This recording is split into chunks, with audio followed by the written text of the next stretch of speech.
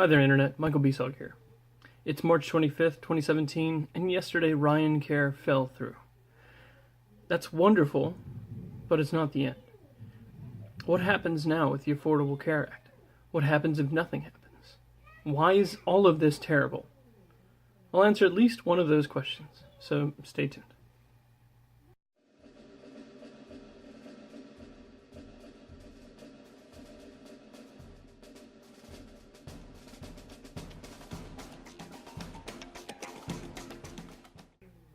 So let's begin with what Obamacare and Ryancare had in common. They're both government-run insurance schemes with an individual mandate to purchase insurance with extraordinarily high premiums set by the government.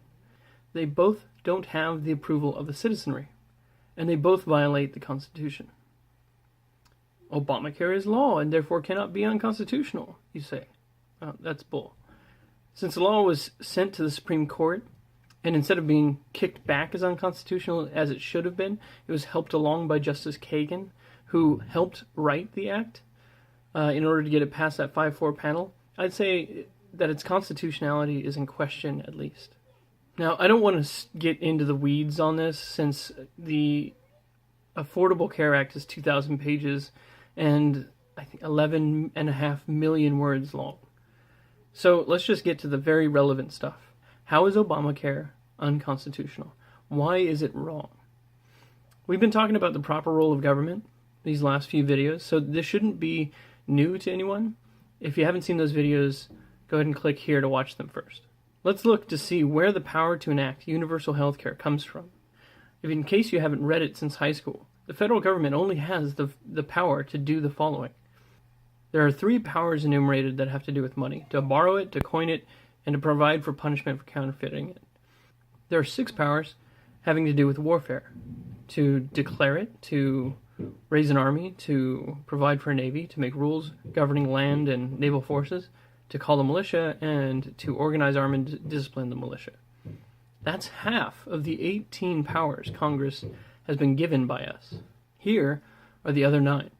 To regulate commerce with foreign nations and among the several states and the Indian tribes, to establish a uniform rule of naturalization, and uniform laws on the subject of bankruptcy throughout the U.S., to establish post offices and post roads, to provide trademarks and copyrights, to set up federal courts, to define and punish piracies and felonies committed on the high seas, to exercise exclusive legislation over Washington, D.C. If you were counting, you'll have noticed that I left out the most relevant 2, and they happen to be the first and the last powers enumerated in Article 1, Section 8. 1.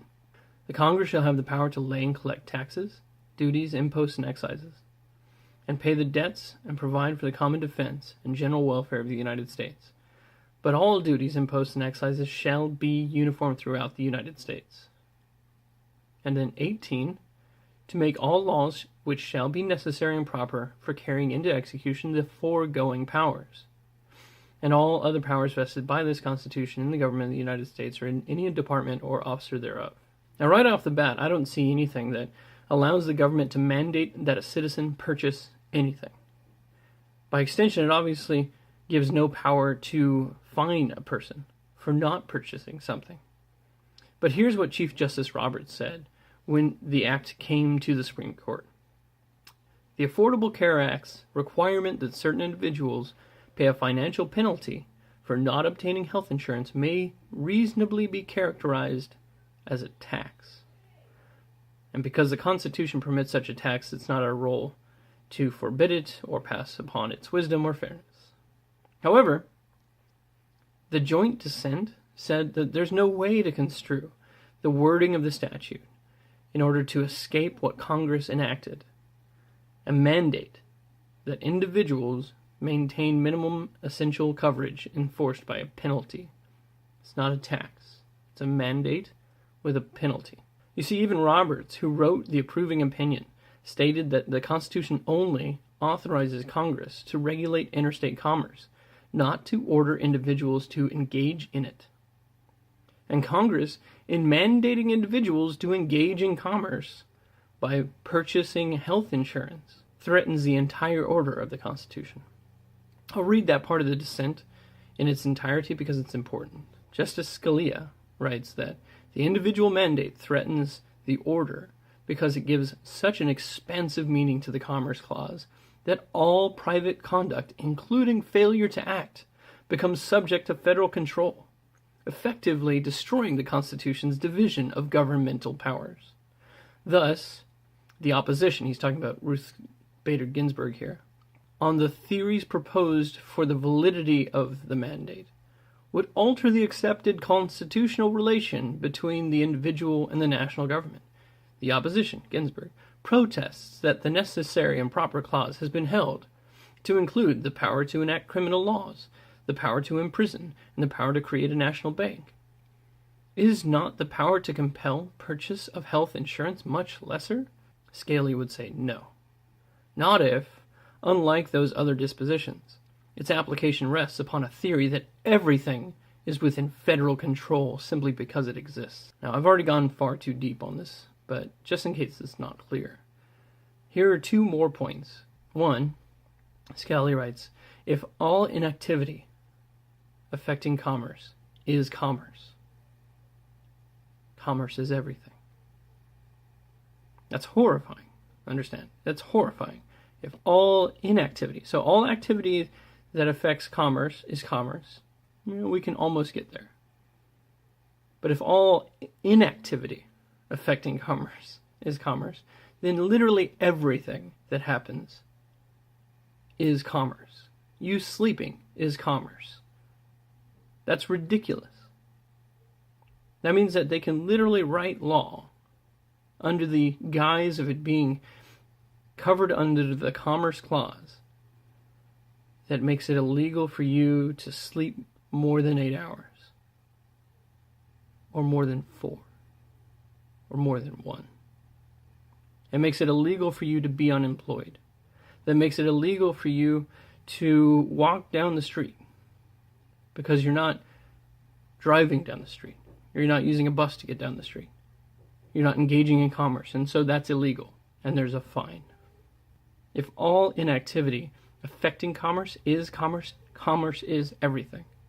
And second, the Fifth Amendment states, this is the very last line of the Fifth Amendment. I know you all know I'm not going to self-incriminate part of the Fifth Amendment. The very last line of the Fifth Amendment states that private property shall not be taken for public use without just compensation. And so if the idea is that we're taxing people in order to provide health insurance for others, you're taking my private property. The money's mine. The money is mine. It's my private property.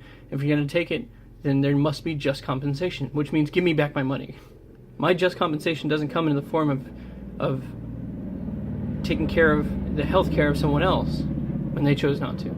So this clearly shows that the federal government has no power to make laws that you can run afoul of through inaction, and that they can't take your money without just compensation. The Obamacare mandate does both, and so would Ryancare. You see, Obamacare is a disaster. Ryancare would have been just as bad. There's only one solution, and it's not the Rand Paul solution either. There's only one solution, and that's to completely repeal Obamacare because it's an abomination. But what about all the people that would lose their health insurance, you say? What about them? People lost their health insurance because of Obamacare. What about the people who can't afford health insurance without it? What about them? People can't afford it now. If you want to make it affordable, open competition across state lines, fix the medical malpractice tort laws that make that industry so expensive in the first place, and eliminate collusion between the FDA and big pharmaceutical. That's it. The market would do the rest. It's not the federal government's role to provide health insurance or health care. It is the government's role to ensure that the general welfare of the people is promoted through free markets, smart regulations, and a solid monetary system. It's the government's role to protect the private property of its citizens, not steal it in order to subsidize healthcare for people that would be fined for not having it themselves. You see the irony in this. You're stealing my money to give healthcare to a person who's only on it, who only chooses to have it so that they don't get fined. Obamacare was the beginning of real tyranny. Ryancare would have continued that. It failed. Now all that is left is to completely repeal and not replace Obamacare. I know this is a contentious topic, So I'm going to ask you, how do you think we fix healthcare without making slaves of our fellow citizens? Let me know in the comments. With that, if you like this video, please click like, and don't forget to share it. Remember, if you don't share, the terrorists win. If you want to see more of this content, go ahead and click that subscribe button. It's been fun for now. Be safe, and I hope to see you again soon.